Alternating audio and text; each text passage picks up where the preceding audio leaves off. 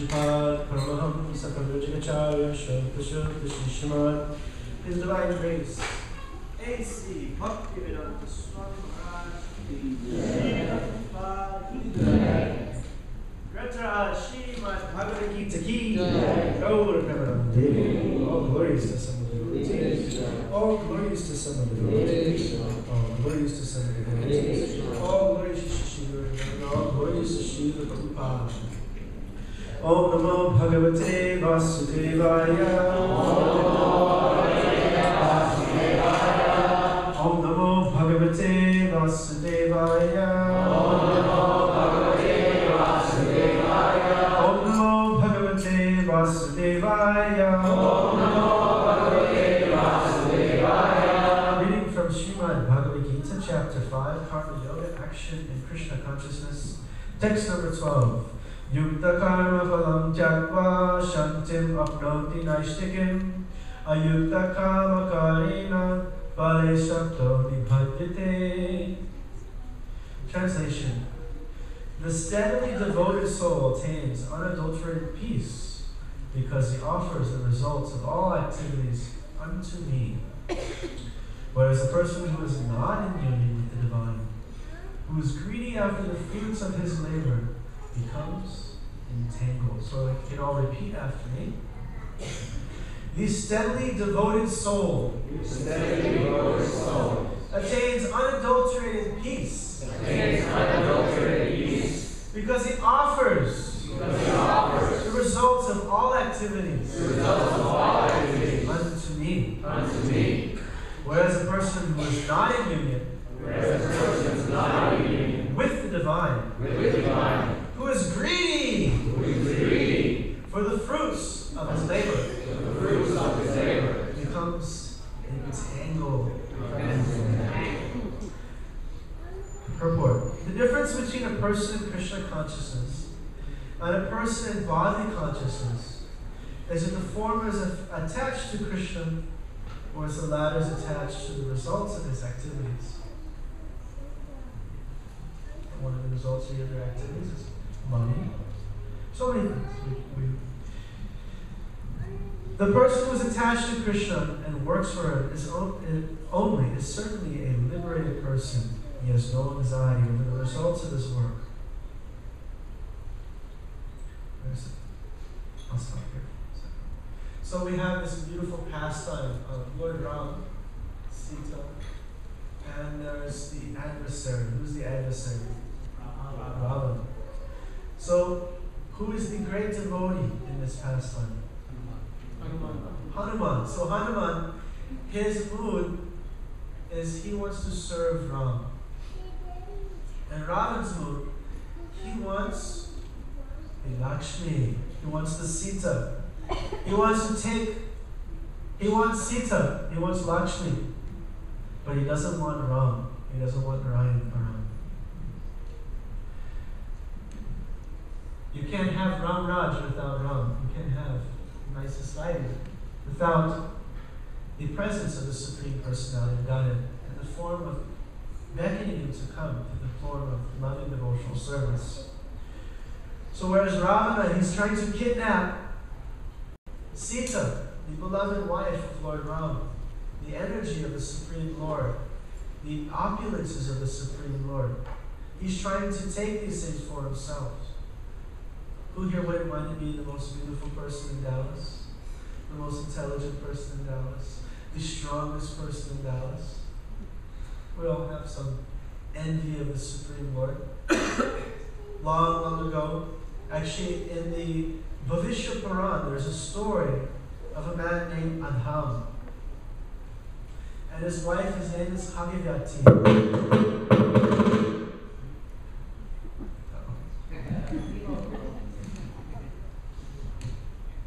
Maybe I should tell it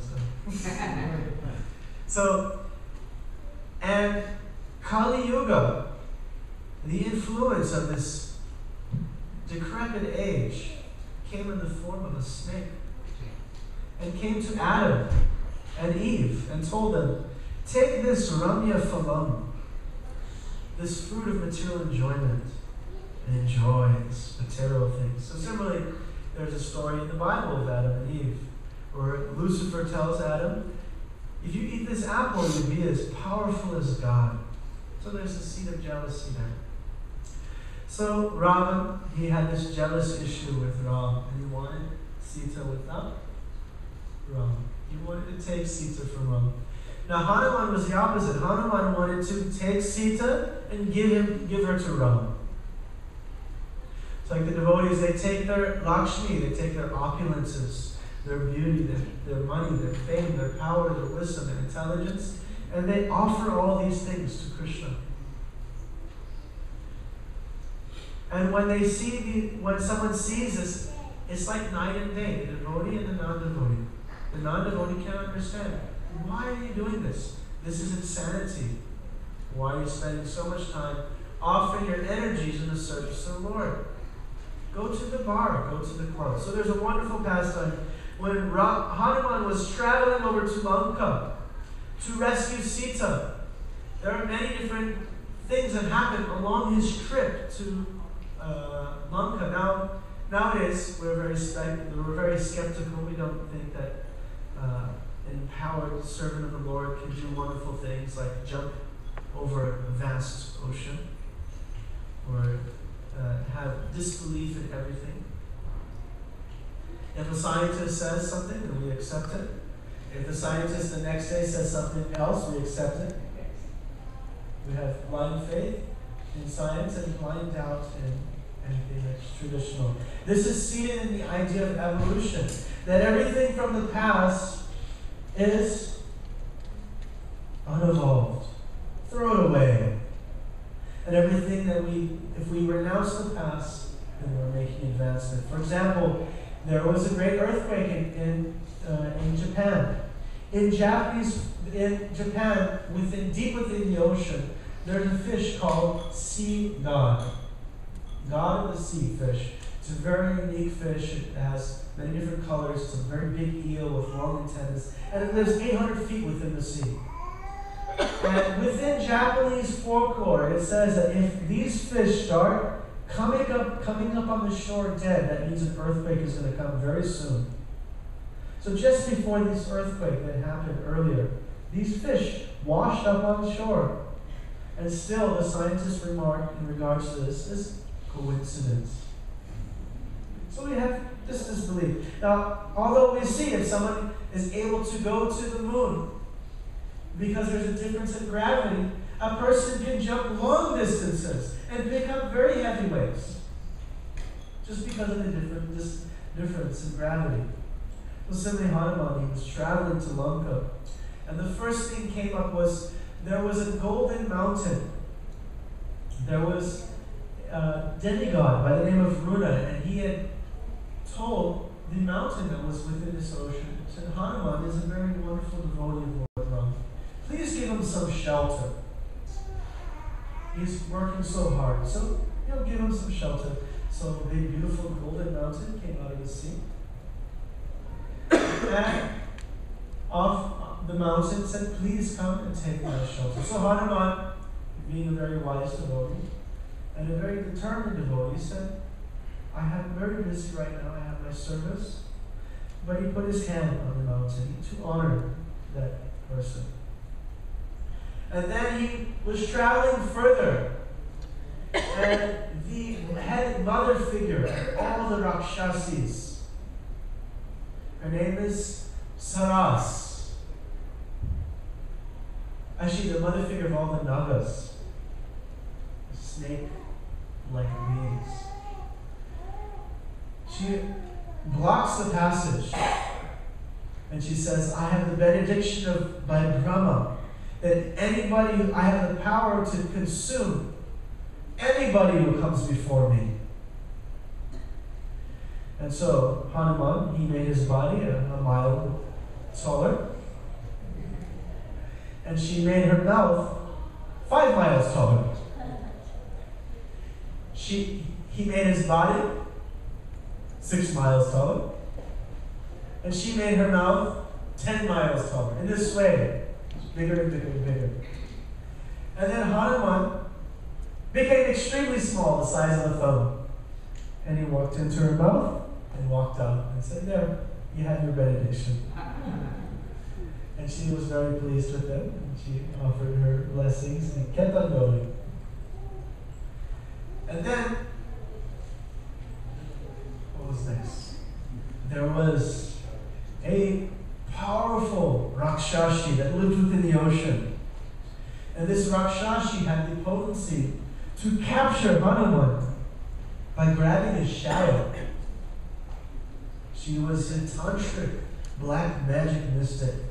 And grabbing onto his shadow, she began to pull him. He was flying above the ocean, miles above the ocean. He's huge, so his body is a big shadow. So he grabs onto the shadow and begins to pull him down. So Hanuman, it's really small. He goes into her mouth, down her throat, and to her heart, and tears her heart apart, and bursts right out. Continuing on his journey. Finally, he comes into Lanka. He takes the form of a small little monkey. And he was investigating the amazing town of Lanka, now known as Sri Lanka, the land of Ravan. Actually, back to Adam and Eve, if you go to NASA, you type in Adam's Bridge, the oldest man-made bridge is called Adam's Bridge. That is the bridge from India to Lanka, which according to NASA scientists is an ancient man-made structure, which they discovered through use of satellite technology. So he lands on Lanka, and a powerful Rakshashi named Lankini arrives. And she says, "Who are you? You are a thief. You're coming to Ravan's land, coming to steal. You are a rogue, you are a thief." And Hanuman says, "No, you are a thief. Ravana, you're supporting Ravana. He's trying to steal the wife of another's man. He's the actual thief." And so she goes and she attacks Hanuman and she whacks him. And Hanuman jumps up and he gives her a punch right in the chest. And she flies back, falls down, and spits out blood. And she said, "Oh, thank you." She said, long, long ago, Brahma, Lord Brahma himself said, when a monkey comes and defeats you right here on Lanka, you know that that is the servant of Lord Ram, and he will defeat Ravan and all of his soldiers. Therefore bless him. So this is okay. She offered him blessings and congratulations, and he went on his journey. So this pastime actually indicates things that are detrimental for our devotional service. You start serving Krishna, and then what comes up? Golden Mountain. Comforts. The Krishna, when we serve Krishna, we might be tempted by material comforts. Many material comforts may come our way. Because we're doing something pious, so there's good karma reaction. It's beyond piety, but there is also piety in devotional service. And so, what do? Do you hoard over the gold mountain? Someone offers you something nice, you be honorable to them, you don't disrespect them. You offer to Krishna. You take it with honor. You don't try to enjoy it like the Ravan. Then what else comes? What happened next? Pride. Bigger. Bigger. Bigger. The Rakshashi became bigger and bigger and bigger to consume Hanuman. So we don't want to be consumed by pride. But this devotee, why doesn't he go to the morning program? Why doesn't he chant 16 rounds like I do? No way. Who's not here today? As one devotee said, there's 3 C's. Complain, criticize, and compare. Don't do this. So what did he do? How did he conquer pride? This Rakshash, the head of the mother figure of all the Nagas, Suras, became very small, very humble. Yes, everybody, I don't have to be the big man. Let Krishna be the big man. I'll be the small man. Take the position of humility. And thus, pride became defeated. Then, what comes next? Envy. What does envy do? You see, what is the shadow? The shadow, the person looks really light, but his shadow is dark. So we find, okay, this person has such good qualities, but where's the bad quality? I can find some bad quality.